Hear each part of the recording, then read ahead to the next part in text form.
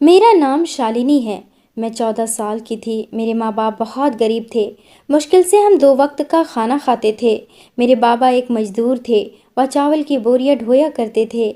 मजदूरी करके जो पैसे मिलते थे उसी से हमारा घर का खर्च चलता था। मैं एक सरकारी स्कूल में पढ़ाई करती थी।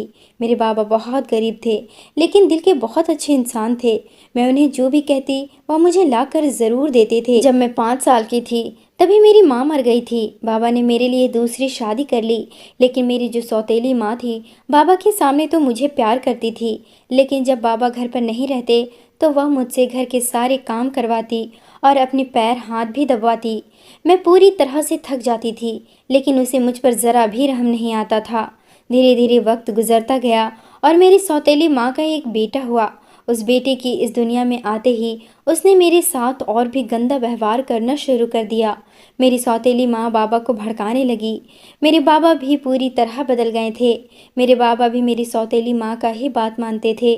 मैं स्कूल जाती तो मेरी सौतेली माँ साफ मना कर देती कि तुम स्कूल नहीं जाओगी। स्कूल गई तो घर के सारे काम कौन करेगा। उसने मेरा स्कूल जाना भी बंद करवा दिया। अब मैं दिन भर घर में रहने लगी और अपने छोटे छोटे नन्हे हाथों से घर के सारे काम करने लगी। मुझे ठीक से बर्तन धोना भी नहीं आता था। अगर बर्तन में कहीं गंदा लगा हुआ रहता तो वह मुझ पर हाथ उठा देती और फिर से सारे बर्तनों को धुलवाती।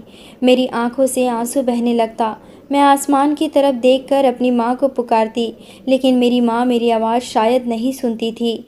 मैं अपनी माँ से बातें करना चाहती थी लेकिन मेरी आवाज़ मेरी माँ तक जाता ही नहीं था। धीरे धीरे वक्त गुजरता गया और मैं 14 साल की हो गई।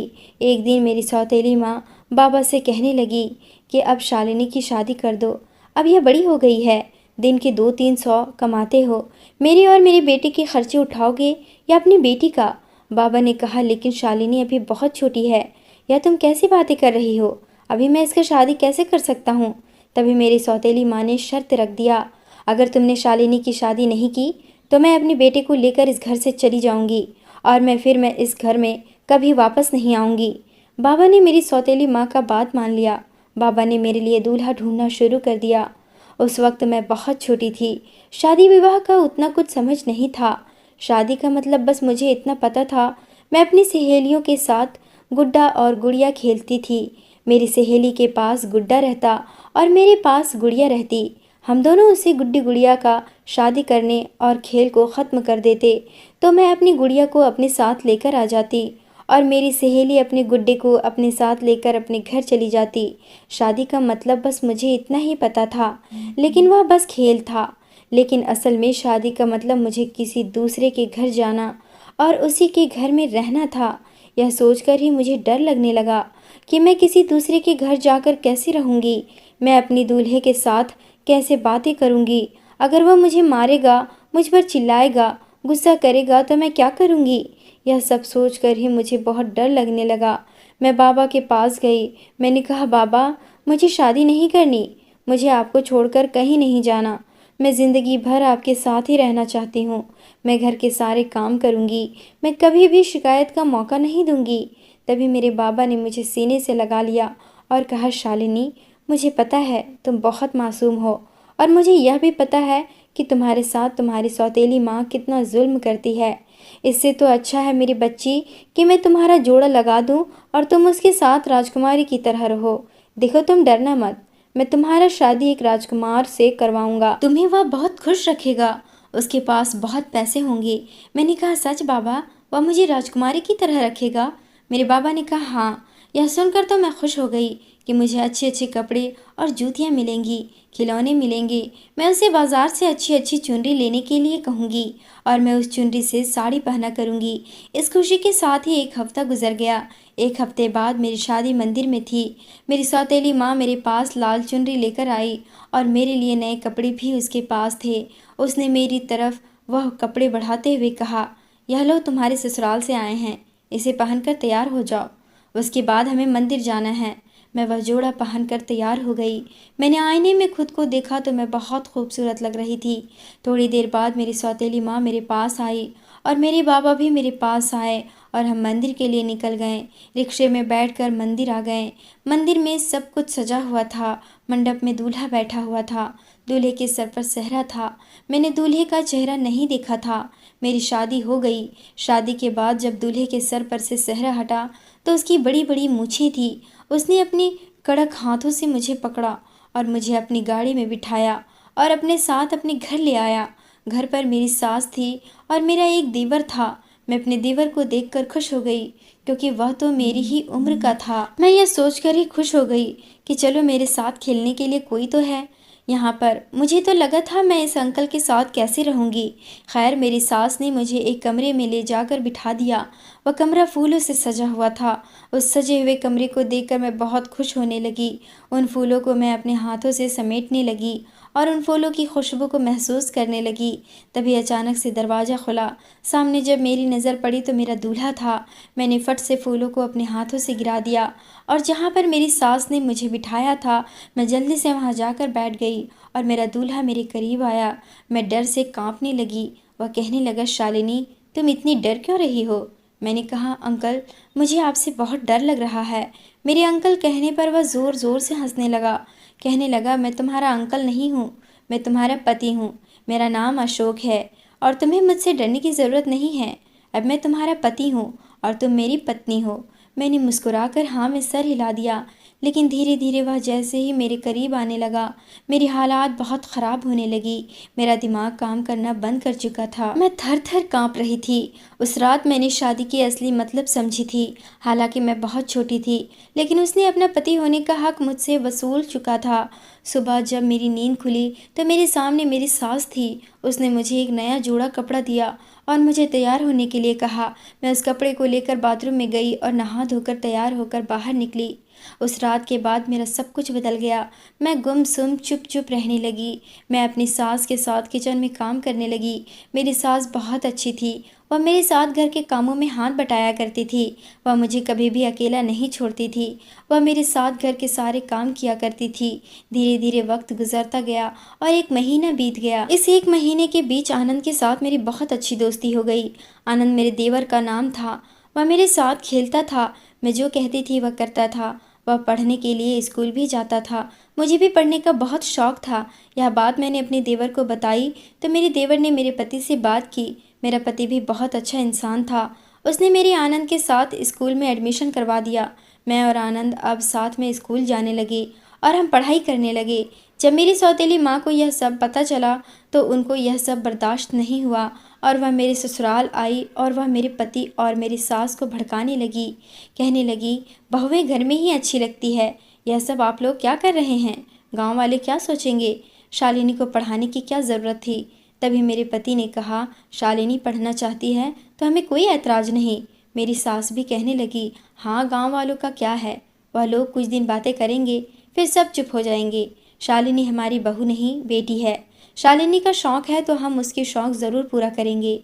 मेरी सौतेली माँ यह सुनकर अपना मुंह बनाने लगी और अपनी झूठी मुस्कुराहट से हाँ में हाँ मिलाने लगी। मैं अपने बाबा के चेहरे को देख रही थी। बाबा उनके जवाब सुनकर सुकून में थे।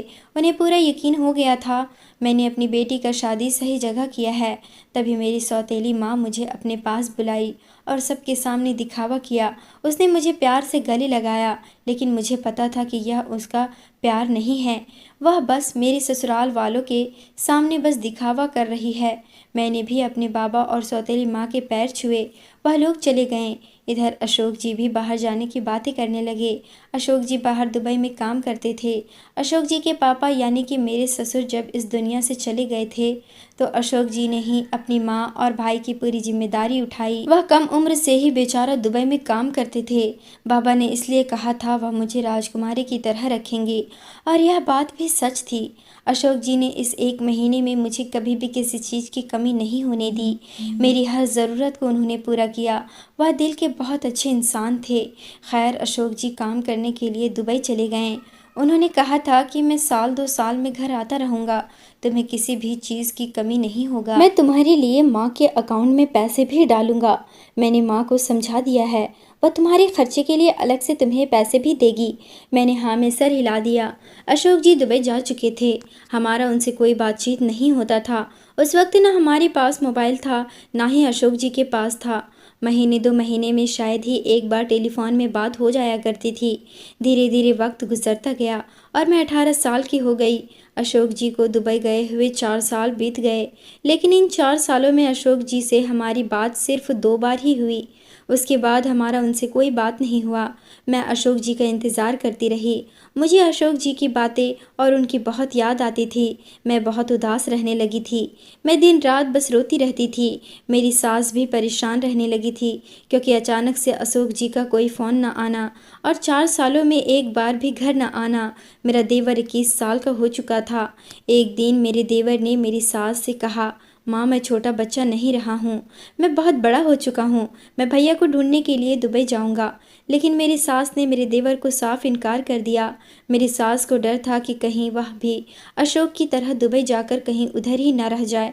मेरे देवर ने कहा कि हम ऐसे ही बैठे रहेंगे क्या। मेरी सास ने देवर को चुप करा दिया। एक दिन मैं कामों में लगी हुई थी। जब मैं अपनी सास के कमरे से गुजर रही थी कि तभी मैंने मेरी सास को देवर से बातें करते हुए सुनी। मेरी सास ने जो बात कही उसे सुनकर मेरे पैरों तले से ज़मीन खिसक गई। मेरी सास कह रही थी कि आनंद मुझे ऐसा लगता है कि अशोक अब इस दुनिया में नहीं रहा। तभी तो वह ना पैसे भेज रहा है और ना ही उसका कोई फ़ोन आ रहा है।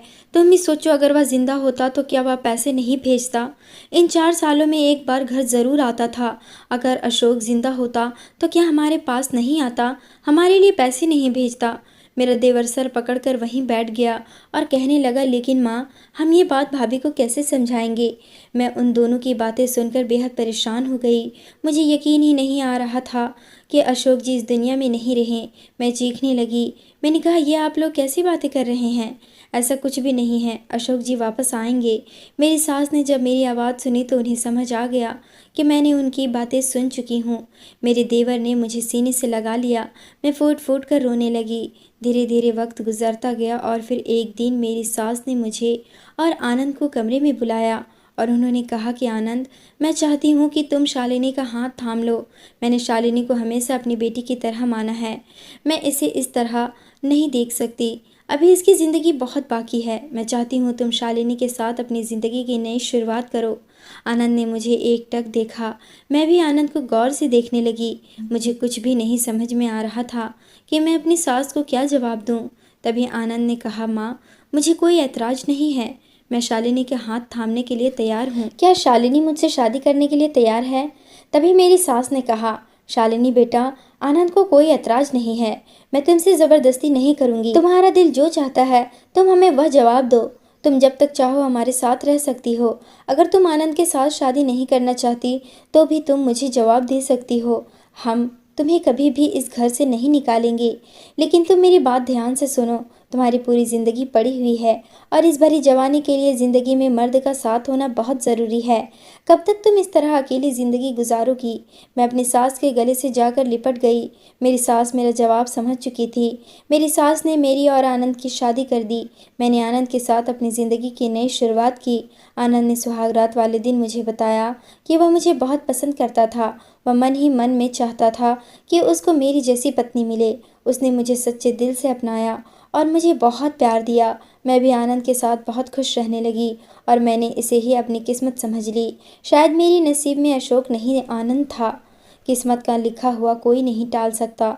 जो किस्मत में होता है वही होकर रहता है। मैं आनंद के साथ बहुत खुश रहने लगी। देखते देखते 1 साल बीत गया, लेकिन मैं माँ नहीं बन रही थी। मेरी सास ने मुझे तसल्ली दी। उन्होंने मुझे डॉक्टर से दिखाया और कुछ दिनों बाद ही मैं माँ बन गई। आनंद को जब यह बात पता चला तो वह बहुत खुश हुआ। वह मेरा बहुत ख्याल रखने लगा। वह पहले से भी ज़्यादा मुझसे प्यार करने लगा। आनंद पास में ही एक गैराज में काम करता था। आनंद बाहर जाकर पैसे कमाना चाहता था, लेकिन मेरी सासू माँ ने साफ मना कर दिया था। मेरी सास को डर था यह भी बाहर जाकर वापस नहीं आया तो हमारा क्या होगा। इसलिए मेरी सास ने कभी भी आनंद को बाहर जाने की इजाज़त नहीं दी।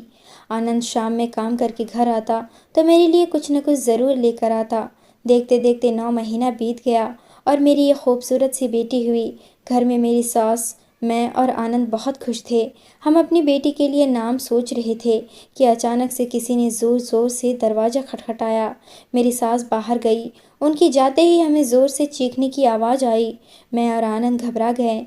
जब हम बाहर निकले तो सामने का मंजर देखकर हैरान हो गए। हमें अपनी आंखों पर यकीन ही नहीं हो रहा था कि हम यह सामने क्या देख रहे हैं। सामने मेरा पहला पति अशोक खड़ा था। मुझे कुछ भी समझ में नहीं आ रहा था कि मैं अशोक जी को देखकर खुश होऊं या रोऊं। मेरी सास अशोक जी के गले से लिपटकर ज़ोर ज़ोर से रो रही थी। आनंद भी अशोक के गले लग गया। मेरी सास अशोक जी के हाथ पकड़कर अंदर ले आई और उन्हें टेबल पर बिठाया। मैं चुपचाप कोने में खड़ी गुम थी। मुझे कुछ समझ ही नहीं आ रहा था कि यह क्या हो रहा है। अचानक से अशोक जी ने मुझे आवाज़ दिया, शालिनी, तुम तो काफ़ी बड़ी हो गई हो और बहुत खूबसूरत भी लग रही हो। क्या तुम मुझे देखकर खुश नहीं हुई? तभी मेरी सास बीच में बोल पड़ी, पहले तू बता कि इतने साल बाद अचानक से आया है, कहाँ था तू? कोई फ़ोन नहीं, ना ही कोई खबर। क्या वहाँ तुम्हारे साथ कुछ हुआ था? अशोक जी ने जब अपने बारे में बताया तो हमारा भी दिल तड़प उठा कि अशोक जी इतनी तकलीफ़ में थे और हम इधर खुशियाँ मना रहे थे। अशोक जी दुबई में गाड़ी चलाया करते थे। उन्होंने बताया था कि वह जहाँ पर काम करते थे वहाँ की मालकिन अशोक जी को बहुत पसंद करती थी, उन पर बहुत भरोसा भी करती थी। वहाँ पर जितने भी नौकर थे अशोक जी से बहुत जलते थे क्योंकि मालकिन अशोक जी को बहुत अहमियत देती थी। मालकिन की एक बेटी भी थी जो कि बहुत खूबसूरत थी। एक दिन मालकिन को किसी काम की वजह से घर से बाहर रुकना पड़ा। मालकिन ने अशोक जी को यह जिम्मा दिया था कि वह उसकी बेटी का ध्यान रखे। अशोक जी ने बताया कि मालकिन मुझ पर आंख बंद करके भरोसा करती थी, इसलिए मेरे भरोसे उन्होंने अपनी बेटी को छोड़ा था। लेकिन उस घर के एक नौकर जिसका नाम रवि था, उसकी नीयत मालकिन की बेटी पर ख़राब था। यह बात अशोक को नहीं पता था। उस रात रवि मेरे पास आया और कहने लगा, अशोक, तुम बहुत थक गए होगे, जाओ तुम अपने क्वार्टर में आराम कर लो, मैं घर का सारा काम देख लूँगा और बेबी जी को भी किसी भी चीज़ की ज़रूरत होगा तो मैं उसे दे दूँगा। मैंने उसे कहा, नहीं, मुझे तुम परेशान मत हो, मैं ठीक हूँ। मुझे आराम करना होगा तो मैं यहीं सोफे पर आराम कर लूँगा। मालकिन ने मुझ पर भरोसा करके बेबी जी का जिम्मेदारी दिया है। लेकिन रवि कहने लगा, अरे तुम जाओ, मैं हूँ ना यहाँ। वैसे भी घर के अंदर की सारी जिम्मेदारी मेरी ही है, मैं यहाँ सब संभाल लूँगा। मालकिन की बेटी 12 साल की थी। रवि के कहने पर मैं क्वार्टर में आराम करने के लिए आ गया। मैं आराम करने के लिए लेटा ही था कि मुझे बेचैनी होने लगा। ऐसा लग रहा था कुछ गलत हो रहा है। मुझे नींद नहीं आ रहा था। मैं बागान में टहलने के लिए बाहर आ गया। गार्ड सबको देखा तो वो लोग बेचारे अपनी जगह पर सो रहे थे। मैंने सोचा एक बार बेबी जी को देख आता हूँ, वह क्या कर रही है, सो रही है या अब तक पढ़ाई ही कर रही है। मैं घर के अंदर चला गया। मैं जैसे ही बेबी जी के कमरे की तरफ बढ़ा तो मेरे कदम तले से ज़मीन खिसक गई। रवि बेबी जी को कॉफ़ी पिला रहा था और उसे बहुत गंदी तरीके से छू रहा था।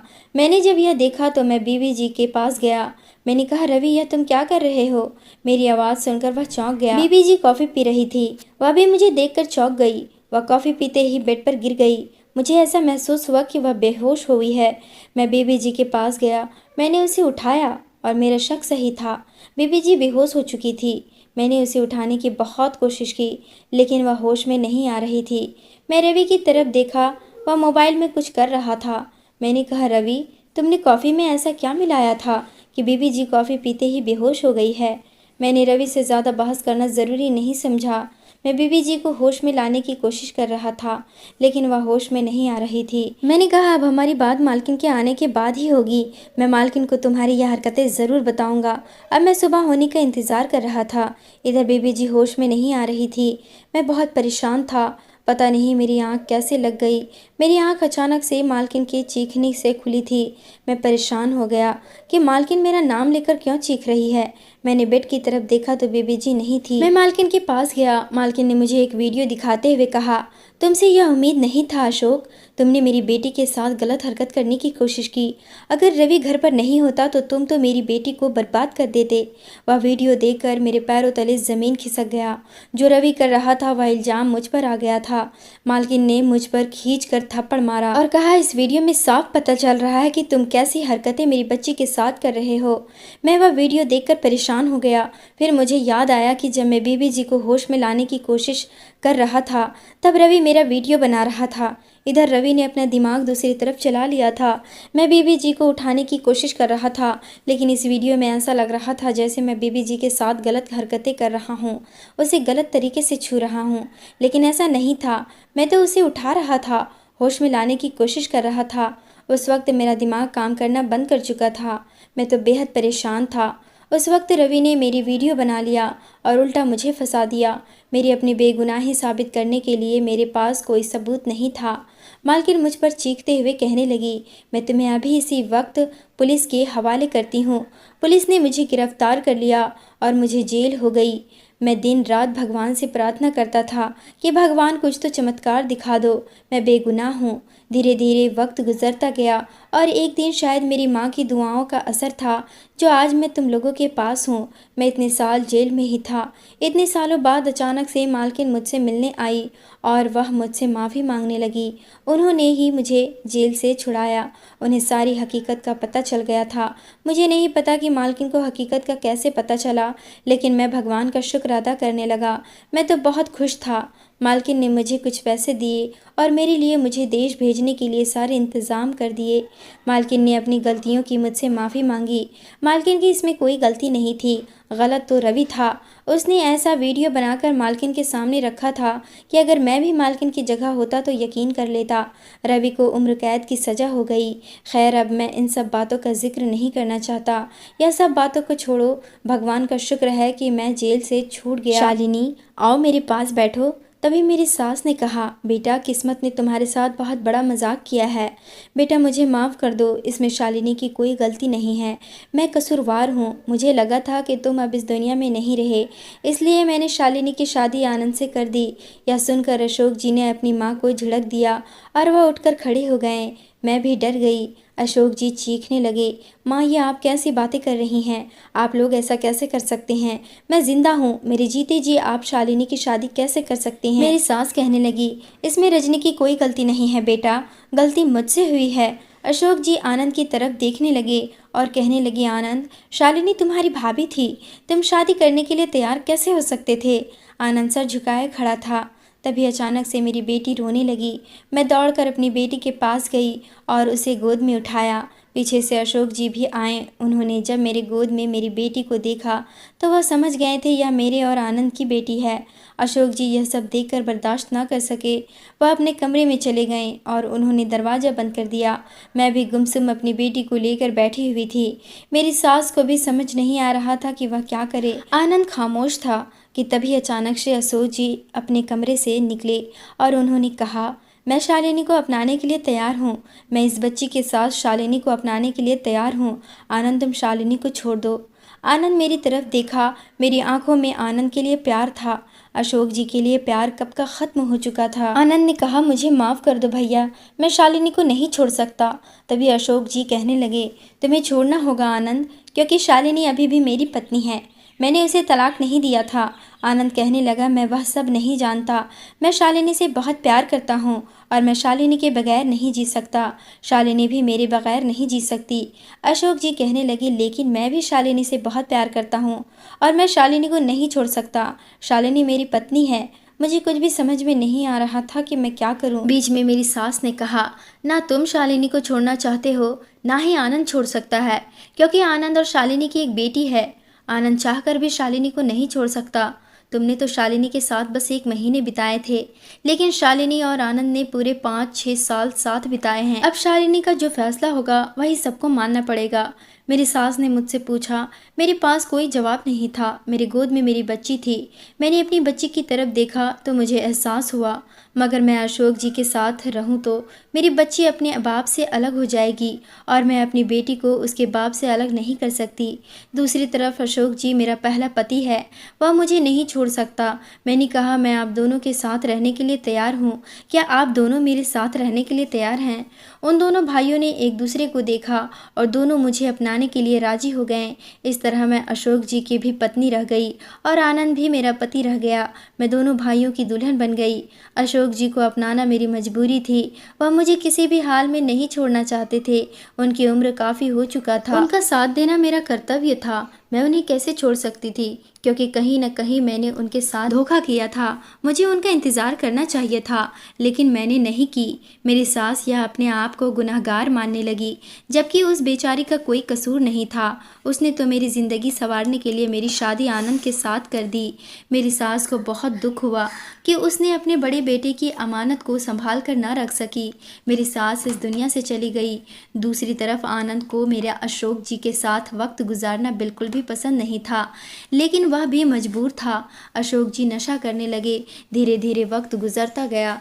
मेरी बेटी पूरे 1 साल की हो गई। इधर अशोक जी की तबीयत खराब रहने लगी। नशे की वजह से उनकी हालात बहुत खराब हो गई। मैंने सच्चे दिल से अपना पत्नी होने का कर्तव्य निभाया। मैंने आनंद को कह दिया, मेरी पूरी जिंदगी आपकी है, मुझे कुछ वक्त आप दो। अशोक जी का मैं दिल से ख्याल रखना चाहती हूँ। डॉक्टर ने कह दिया था कि अशोक जी की ज़िंदगी अब कुछ ही दिनों की है। इसमें आनंद ने भी मेरा साथ दिया। आनंद ने भी अपने भाई का खूब ख्याल रखा और एक दिन अशोक जी भी हमारे बीच से चले गए। दोस्तों, उम्मीद करती हूँ आपको हमारी कहानी पसंद आई होगी। कहानी पसंद आई है तो वीडियो को लाइक और चैनल को सब्सक्राइब ज़रूर करें।